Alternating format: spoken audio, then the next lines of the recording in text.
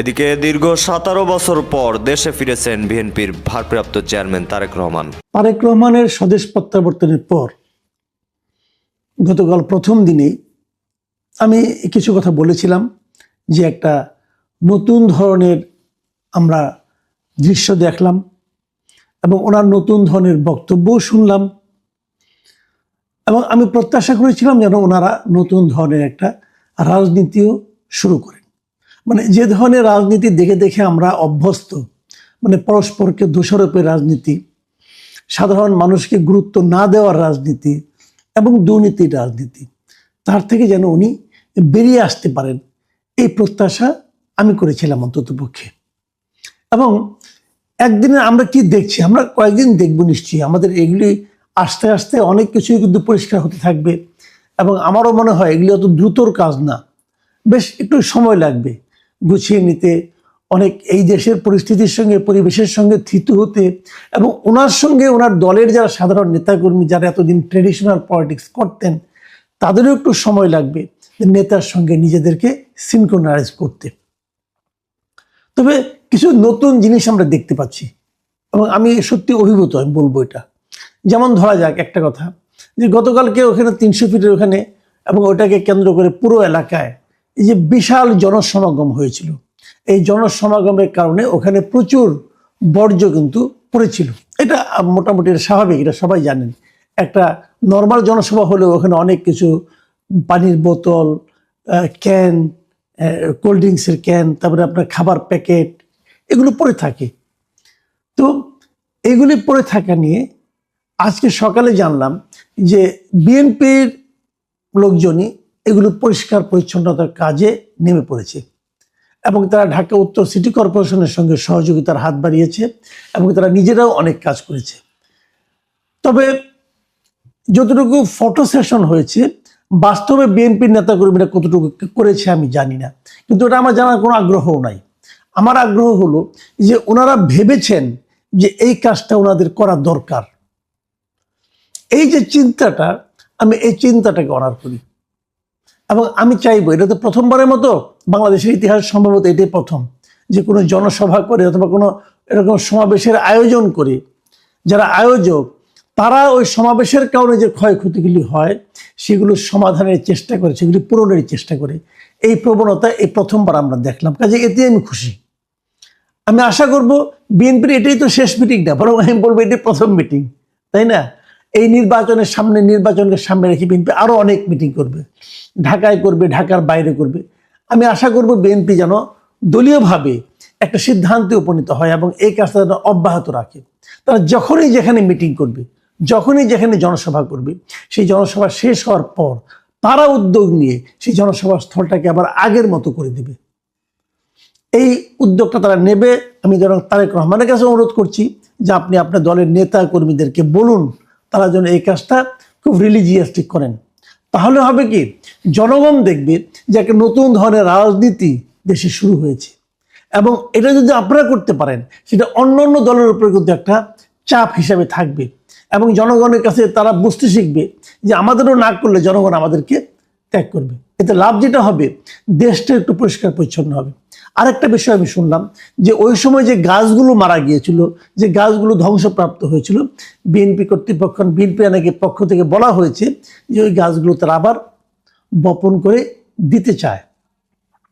এটা নিঃসন্দেহে আমি মনে করি একটা ভালো উদ্যোগ।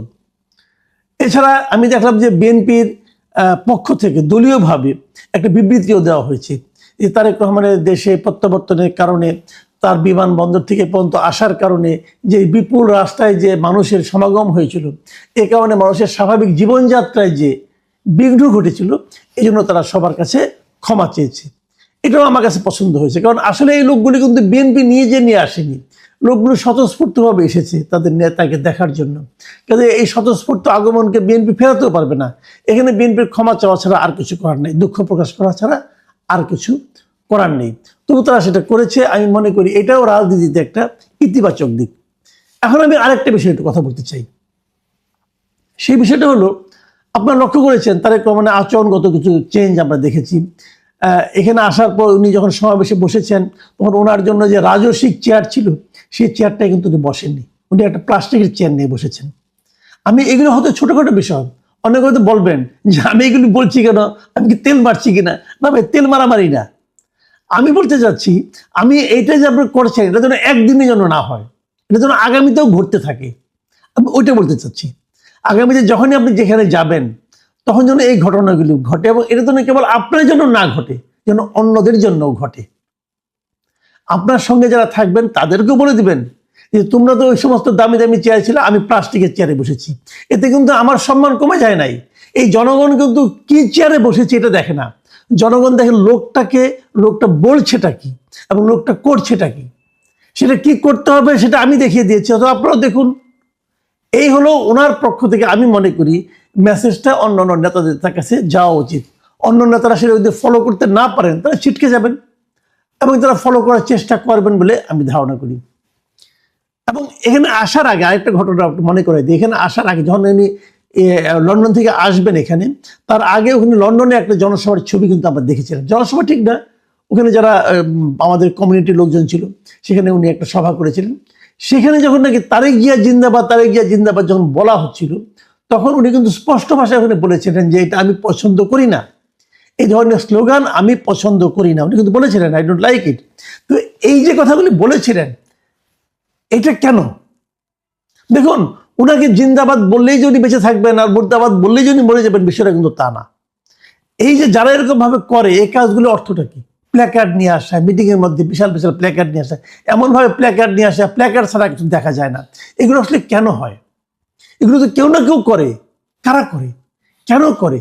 তারা করে হলো তারা নেতার দৃষ্টি আকর্ষণ করতে চায়, স্লোগান দিয়ে নেতার দৃষ্টি আকর্ষণ করতে চায়। দৃষ্টি আকর্ষণ দরকারটা কি? নেতার দৃষ্টি তো তার কেবল আপনার প্রতি থাকলে চলবে না। আপনার হলো পাতি নেতা ধরা যাক, তাহলে আপনার হলো জুনিয়র নেতা অথবা সিনিয়র নেতা, যা হোক, আপনাদের কাছে থাকলে তো হবে না। নেতার দৃষ্টি থাকবে পুরো দেশের উপর, পুরো দেশের জনগণের উপর। কাজেই এটা আসলে এক ধরনের তৈলমর্দন। এই তৈলমর্দনের হাত থেকে কিন্তু আমি মনে করি তারেক রহমানকে রক্ষা করতে হবে। আমি একটা কথা বলি, নেতাকে যখন এরকম তৈলমর্দন করা হয় ব্যাপকভাবে, পাইকারিভাবে, এবং নেতা যখন সেই তেল নিতে পছন্দ করেন, তখনই কিন্তু শুরু হয় সেই নেতার স্বৈরাচারী হওয়ার মানে সূত্রপাত। সে ওইখান থেকে কিন্তু স্বৈরাচারী হতে থাকে। সবাই তাকে বলতে থাকে, নেতা আপনার কোনো ভুল নাই, আপনি যা করেছেন সব ঠিক, আপনি মহান, আপনি মানুষ না, আপনি মহামানব। এই যে বলতে থাকাটা, এরকম বলেই কিন্তু নেতাকে মানুষ নষ্ট করে ফেলে। একসময় নেতা মনে করতে থাকে, আরে তাই তো, আমার তো কোনো ভুল নেই, আমি যা করি সব ঠিক, উপরে আল্লাহর, নিচে আমি, মাঝখানে আর কেউ নাই। এই যে মানসিকতাটা, এই মানসিকতার নামই স্বৈরাচারী মানসিকতা, যেটা শেখ হাসিনা অর্জন করেছিলেন এবং তার ফল উনি ভোগ করেছেন।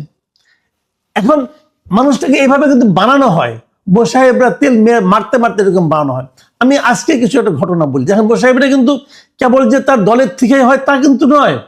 এই মোসাহেবি কিন্তু বিভিন্ন কর্নার থেকে হয়, বিভিন্ন কর্নার থেকে হয় ভাই। এবং সেই মোসাহেবিটা আমি একটু আপনাদের ধারণা দিতে চাই যে কি ধরনের মোসাহেবি আমরা ইদানিং দেখতে পাবো আগামী কয়েকদিন।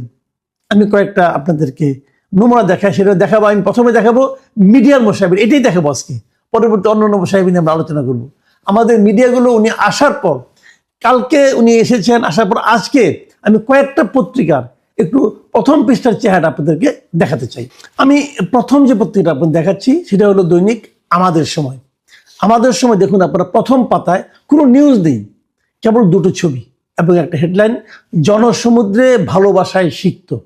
ভাবুন একবার, কোনো নিউজই নেই এখানে। তারা আরেকটা পাতা করেছে, 3 পাতায় তারা নিউজ করেছে, কিন্তু সেখানে তারেক রহমান সংক্রান্ত নিউজ ছাড়া আর তেমন কোনো নিউজ আমি দেখলাম না। যতগুলি নিউজ ছাপা হয়েছে সবগুলি তারেক রহমানকে নিয়েই। সেখানে কটা নিউজ আছে? 1, 2, 3, 4, 5, 6, 7, 8, 9, 10, 11টা নিউজ, এবং 11টা নিউজের সবগুলি নিউজই তারেক রহমান কেন্দ্রিক। এই হলো তাদের তেল। নিশ্চয়ই তেলের মাত্রাটা বুঝতে পারছেন। এবং আমাদের সময়ে আরো একটা পৃষ্ঠা করেছে, সেটা তারা করেছে 5 পাতায়। সেই পাতায় 12 পৃষ্ঠার পত্রিকা, কিন্তু সেই পাতায় পুরো পৃষ্ঠাটা তারেক রহমানের বিভিন্ন ছবি দিয়ে তারা ছেপে দিয়েছে। তারেক রহমান আসলেন, বসলেন, হাত তুললেন, এগুলো। ভাই, এটা নির্জলা তেল ছাড়া আর কিছু না। আসলে পরে পত্রিকা দেখি আরেকটা ইত্তেফাক, দেখুন আপনারা ইত্তেফাকে কি হয়েছে, ইত্তেফাকে প্রথম পৃষ্ঠায় যে করে নিউজ, প্রথমে হেডলাইন তো তারেক রহমান হবে, কোনো সমস্যা নাই। আমি ইত্তেফাকের ছবিটা খুব সুন্দর লেগেছে আমার কাছে, ভালো ছবি। কিন্তু তারপরে যে করে নিউজ এখানে আছে, প্রত্যেকটা নিউজ তারেক রহমানের এই দেশের প্রত্যাবর্তনকে দিয়ে, এখানে এই পত্রিকা ফার্স্ট পেজে আর কোনো নিউজ নেই। আসুন তারপরে দেখি, তারপরে দৈনিক ইনকিলাব পত্রিকা, এটার ফার্স্ট পেজেও তারেক রহমানময়, পুরো ফার্স্ট পেজে 8টা নিউজ আছে, তার মধ্যে একটা মাত্র নিউজ ছাড়া, যে খুদাবক্স চৌধুরী পদত্যাগ, ওটা ছাড়া আর বাদ বাকি সকল নিউজে কিন্তু তারেক রহমানকে নিয়ে, ওনার দেশ প্রত্যাবর্তন এটা নিয়ে। কালের কণ্ঠ, কালের কণ্ঠে হেডলাইন করা হয়েছে I have a plan, Tarique Rahman. ওনার লিড নিউজ ওনার হবে, এটা খুব স্বাভাবিক। কিন্তু এই পত্রিকায় আর যত কয়টা নিউজ আছে তার মধ্যে একমাত্র দুটো নিউজ তারেক রহমানের বাইরে, দুটো ঠিক না, একটা নিউজ তারেক রহমানের বাইরে, সে হলো বঙ্গোপসাগরে ব্যালিস্টিক ক্ষেপণাস্ত্র পরীক্ষায় ভারত, এই একটা। আর আরেকটা নিউজ অর্ধেক, সে হলো স্বাগত জানালেন জামায়াত আমির, মানে তারেক রহমানের আগমনকে জামায়াতের আমির স্বাগত জানিয়েছেন, ওটা একটা নিউজ। তার মানে ওটা আমি তারেক রহমান কেন্দ্রিক নিউজই বলবো। এই পত্রিকা ফ্রন্ট পেজে আর কোনো নিউজ নেই। দেখুন জনকণ্ঠ পত্রিকা, জনকণ্ঠ প্রথম পাতায় কেবল একটা বিরাট ছবি আছে আর একটা ছোট্ট একটা নিউজ আছে সিঙ্গেল কলামে।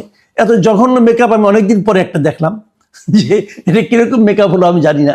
যাক, ফার্স্ট পেজে আর কিছু নেই। তারপরে এই পত্রিকার তিনের পাতায় যে তারেক রহমানকে কেন্দ্র করে নিউজ, এবং সেই নিউজের মধ্যে মানে পুরো একটা নর্মাল একটা ফ্রন্ট পেজের মতো করা হয়েছে, কিন্তু সেখানে তারেক রহমান ছাড়া আর কোনো নিউজ নেই।